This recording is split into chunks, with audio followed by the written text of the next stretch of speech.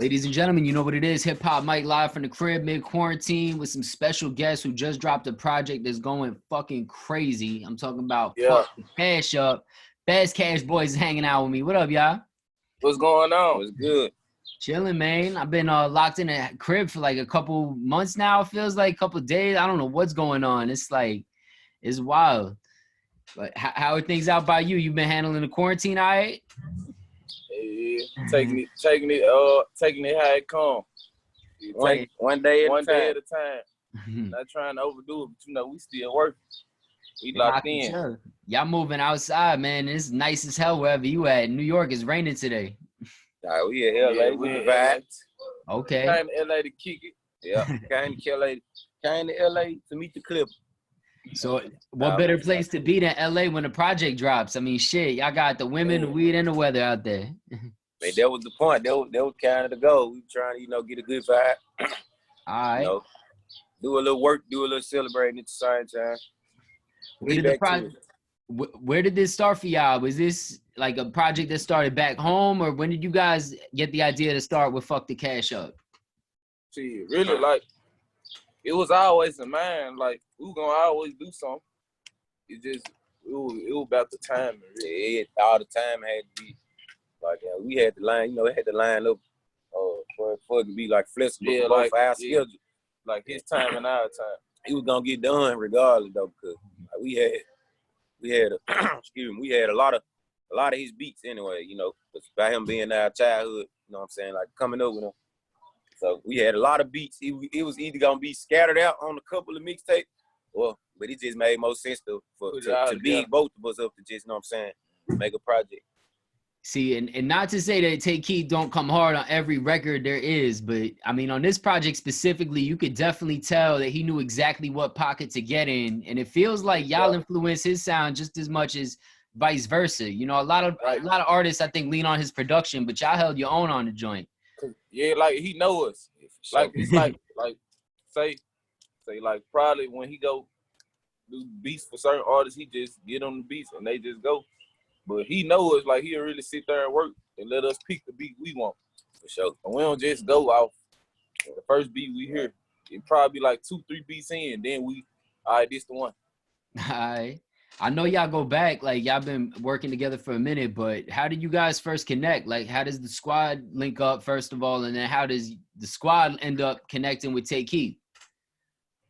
Man, on some schools like him and TP went to high school with Tay, or middle school, something. They met, but they knew probably Tay a little bit before we did. But I was looking for beats on YouTube, and then what I'm saying, I was looking for like that Memphis sound. Then I ran across Tay. I don't know which song I ran across Tay Keith, because he sent a lot of beats. And I was like, bro, make it just like this again. You know what I'm saying? And he was like, cool. I was texting. We was texting, so I texted it. He texted me back some hard ass shit. And then since then, like, they were kind of like a secret weapon. We hit up Tay Keith. So y'all actually linked up as a squad then, I guess, through that? Because it sounds like two of y'all knew Tay from high school, and then how did the other two get involved? Like, how did everybody We met them outside. Me and C.R.E.A.M met them outside of high school. It was during high school, like I was probably in 12th grade. He probably was in like 11th or something. But like they met him in school. We met each other. All of us met each other like on some different shit, like gambling shit, football, all type of other shit. Like he was just cranking up on making beats, really. And we would just start rapping, so hit our wood. Shit, it was just like, send what you get. We were really just fucking with everybody that just started, because you know how you just start, you can't have the big head trying to jump in and work with all the big producers and all. So we working with who we working with. Like all of us was underground at the time.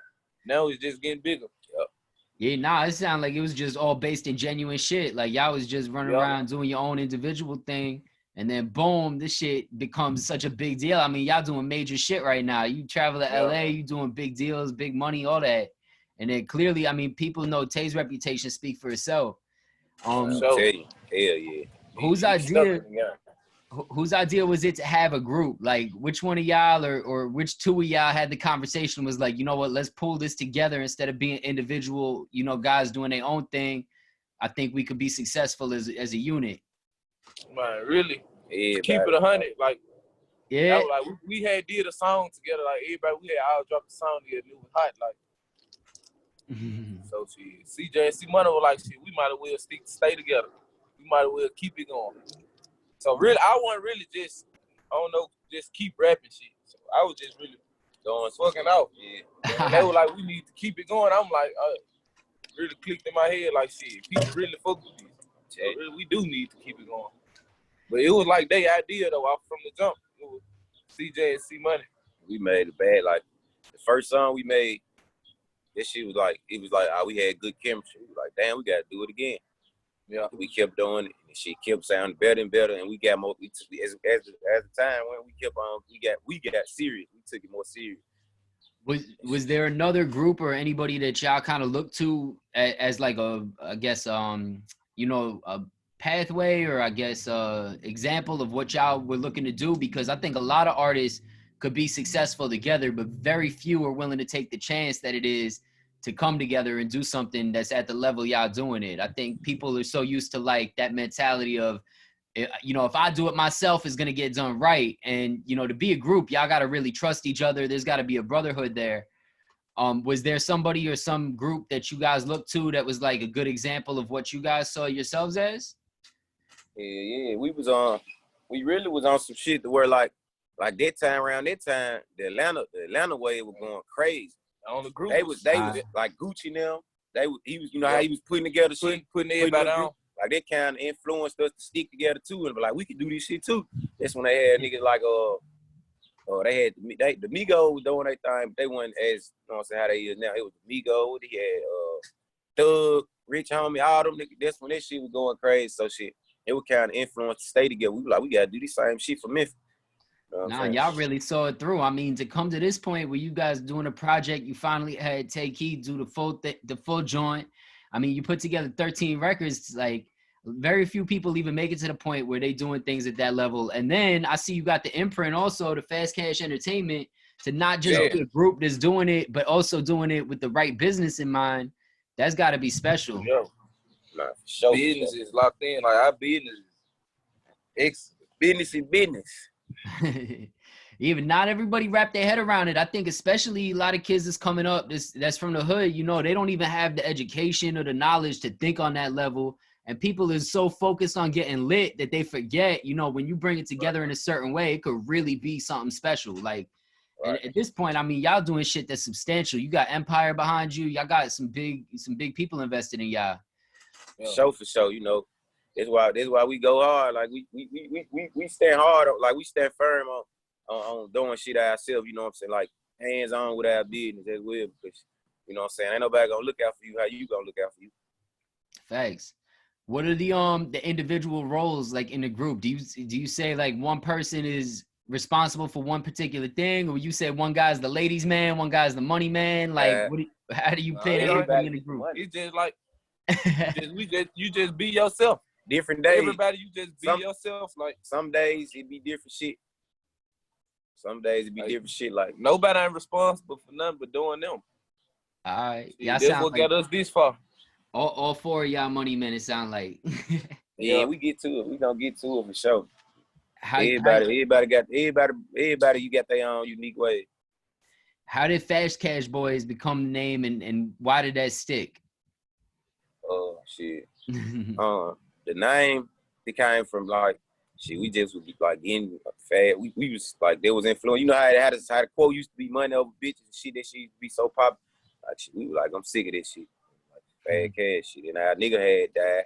Rest in peace, Magic Stack. One of our partners, he had passed away and shit. While we was young, they probably one of the first guys, like not one of the first, but like probably one of the first ones that he home. So they kind of made us like take this shit, like, man, we got to do something with our life, you know what I'm saying?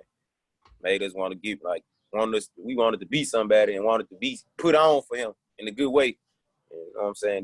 This kind of what brought us to name our shit Fast Cash Boyz and stick with it and come imprint it and, you know, turn this shit to some business shit.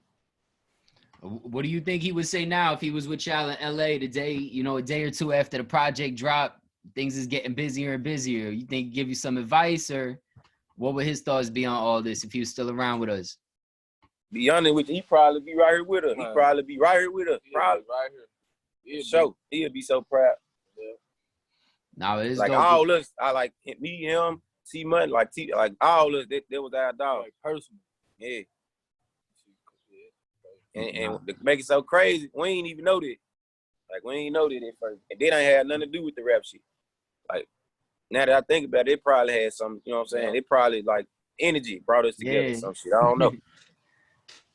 I was gonna say the energy real, man. I think a lot of people don't give credit to it, but like when you just got genuine energy and you come correct and you just, you know, a real person, you're gonna attract real good people too and real good energy.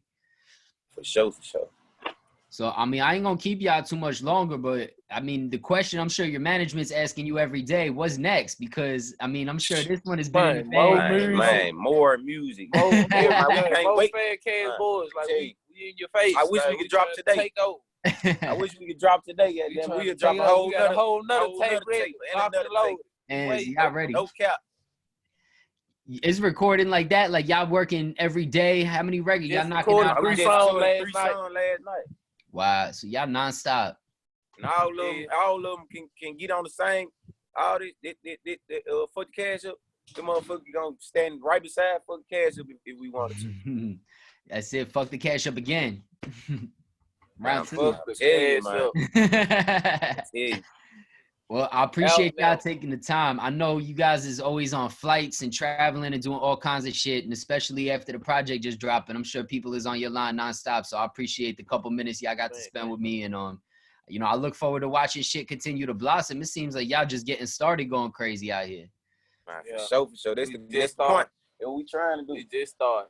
As we trying to do these. Look at our rich friends that pulled up these niggas stacks, and that motherfucking Stingray. Crazy. Yeah. What y'all doing the rest of the day? You just hanging out? Things in LA opening up again, or? We got a video today. We got to shoot a video today. Couple more interviews and video. We're going back to the studio tonight. Locked in studio.